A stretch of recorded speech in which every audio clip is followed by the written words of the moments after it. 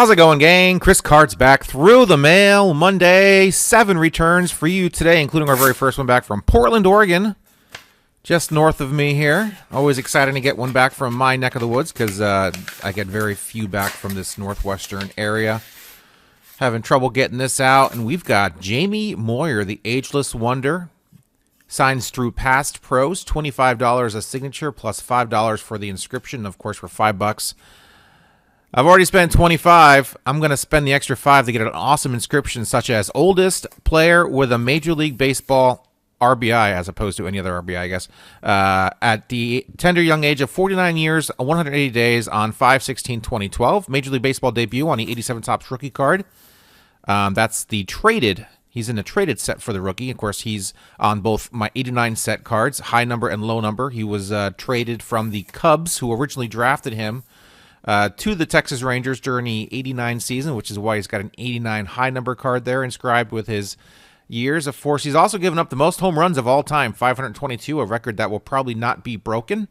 I don't think anybody will be able to pitch as long as he does, or he did, and actually keep in the major leagues, giving up that many home runs. Of course, he had a lot of accumulation through the years, 25 years total in the big leagues, 11 with the Seattle Mariners, 5 with the Phillies. Also pitched for the Cubs, the Orioles, the Rangers, the Red Sox, the Rockies, and the Cardinals. So there you guys go. Jamie Moyer, 3 cards signed for the set. Very nice to get these back. He's up there in Washougal, which is just across the border there from Portland there in Washington. What else to say? I don't normally like getting negative inscriptions. In fact, I don't think I've ever gotten a negative inscription. But hey, you know what? This guy pretty much set a record by giving up 522 career home runs, and had to do it. There you guys go. That's how I sent it with the inscription, so I knew which card. He was an all-star in 2003 with Seattle, but he's not on any Seattle Mariner cards, so that didn't seem relevant to me to put an all-star inscription on it. So the debut inscription on his rookie card, the all-time home run given up leader on one card, and of course the oldest player with an RBI. Colorado versus St. Louis, I do believe, in 2012. I think that was the game I read about. And there you guys go. Jamie Moyer to kick this week's Through the Mail Monday off. 3 more cards signed for the set. And what else to say about Jamie Moyer? He pitched a long time, and I don't think either one of those records will probably be broken. So there you guys go. Moving on to return number 2. This envelope has Milwaukee, Wisconsin on it for our second return. And we've got Gorman Thomas here on an 80 Topps home run leaders card for 79. He led the league twice in home runs. Once in 79 with, of course, 45 home runs, and once in 1982 with 39 home runs. Nice return from Gorman Thomas. Sent him 4 of these 80 Topps cards. Of course, he's always pimping out his barbecue sauce, which is mustard-based barbecue sauce, which sounds pretty good. But I've never tried it. But inscribed on each card with 45 home runs. Of course, he does charge $5 a card, and which is why I had no problem sending him 4 of the same card. And thankfully, he inscribed home runs. Now it's off to Dave Kingman, who's also $5 a card, and I will have him inscribe 38 or 39 home runs. I think he hit. Not sure. Definitely not in the 40s, but 38 or 39, something like that. Hey, Chris. Hope all is well. Check up my sauce, Stormin sauce. It's awesome, he says. Email me. And there's information there on the business card he also signed, which was kind of cute. Gorman Thomas. Nice return from him. 13 years in the bigs. Spent most of the time with Milwaukee, 11 years, in fact, even though he was drafted by the Seattle Pilots way back in 1969, 21st overall in the first round. Never played for the Pilots, but he did finish his career with the Seattle Mariners. Also played, I think, a year with Milwaukee there at the very end of his career. Not Milwaukee, but finished his career with Seattle and then came back and let's try this again. He played in Seattle towards the end of his career, came back and retired with the Brewers in 1986. So there you guys go. That's what I was trying to say.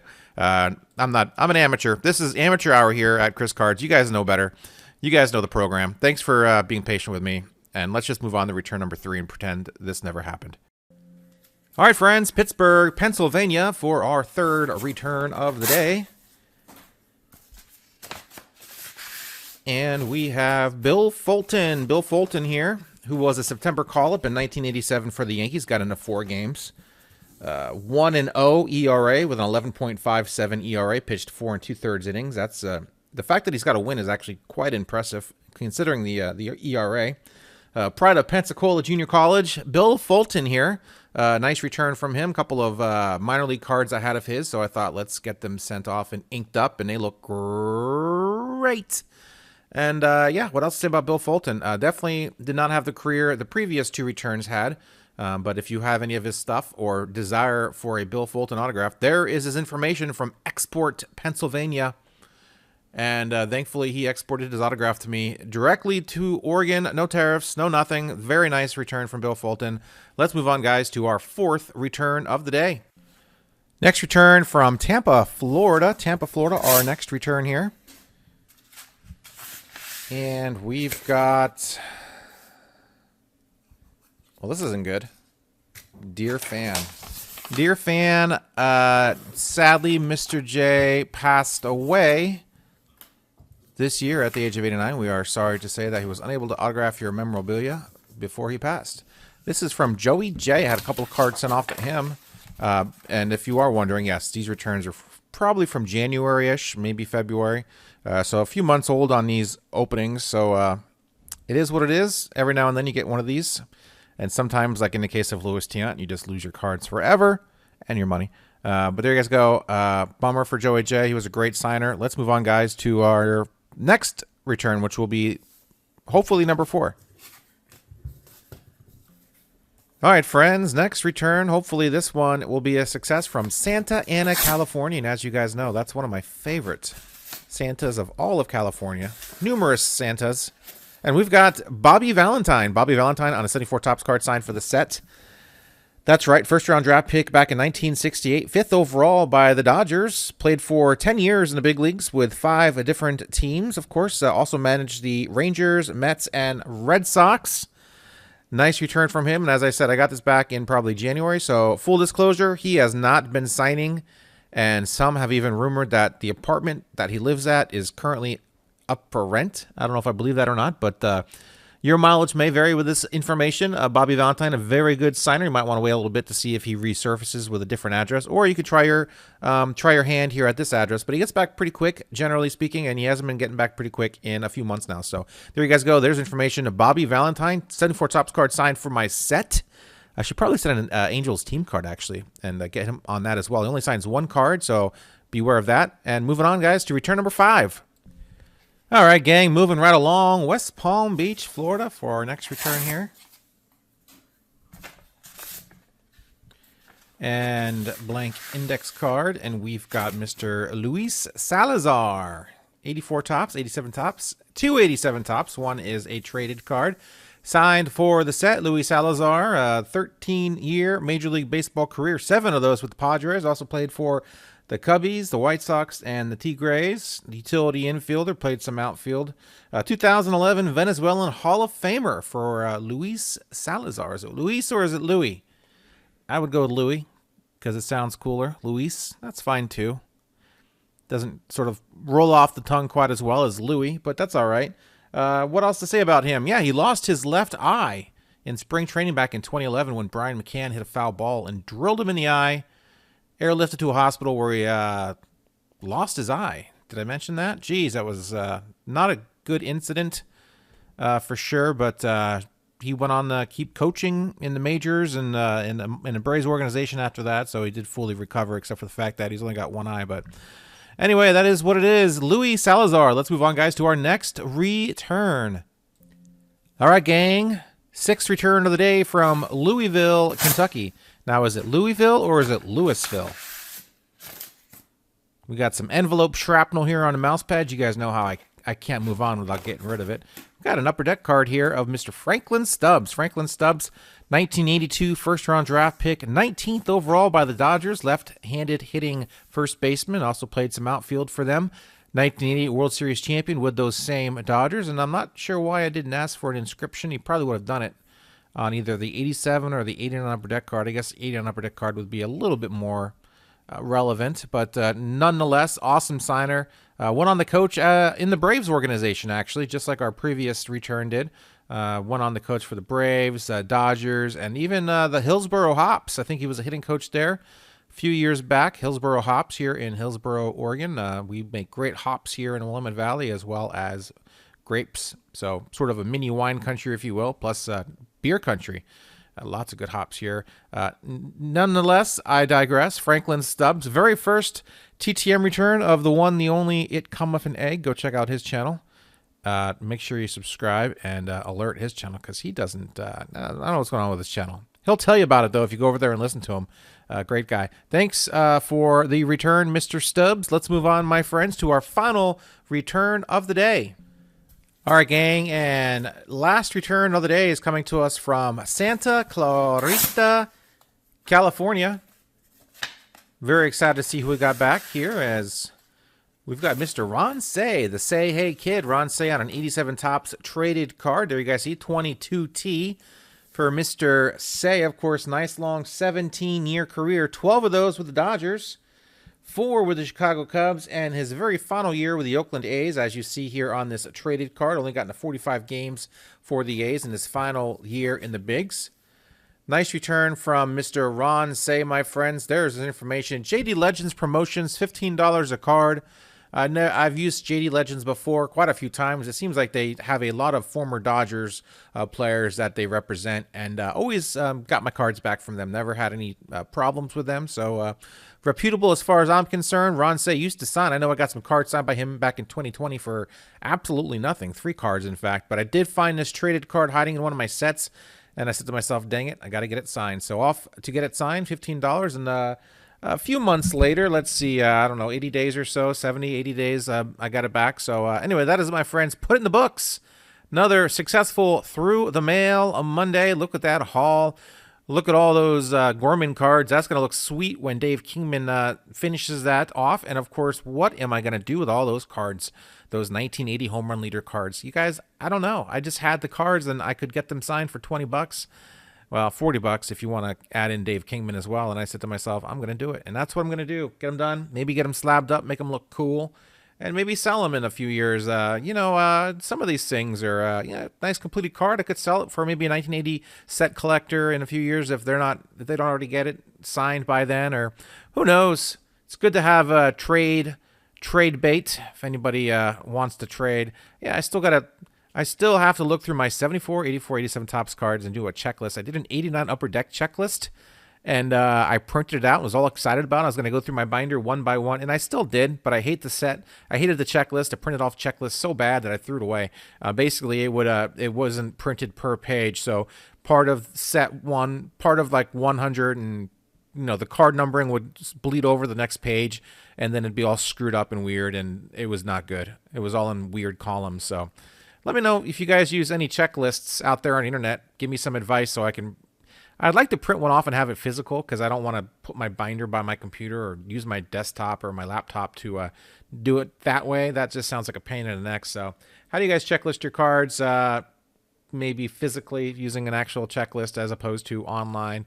Or even if you do it online, let me know. I can do it online too. I guess I'm not opposed to that, but I'll do it if it's the easiest possible solution. So, and I'm talking about checklists with names of the players, because obviously these are autographs I'm going after. So I want to be able to sort of cross-reference the number of the card with the player on the card, and of course whether I got their autograph or not. So, and then seeing other players on there, maybe on the checklist, and seeing who else I need to send off to in the future without having, of course, to go through the binder or anything like that. Of course, I mean, sportscollectors.net has a nice little checklist of the cards and stuff. I guess there's options out there if I looked hard enough, but I thought I'd ask, see if I get any good ideas. So anyway, that's it, my friends. Hope you guys liked this video. I thought it was all right. Sort of players all over the map here. Not really any super vintage today, but very happy with what I got back. Nice Bobby Valentine 74 Topps card for the set. I'm in Vegas for the entire week, including WrestleMania Saturday and Sunday. I'll be at WrestleCon Thursday through Sunday, getting my WWE Encyclopedia autographed by as many of the 200 and I think there's like 280 plus wrestlers that are going to be at WrestleCon. So that's going to be absolutely crazy. I'll make a video on that. I have never seen too many videos on WrestleCon, so I'll try to make a good video on that, as well as go over my WWE encyclopedia. It's basically the encyclopedia of every wrestler that's ever wrestled for WWE, dating back their entire history.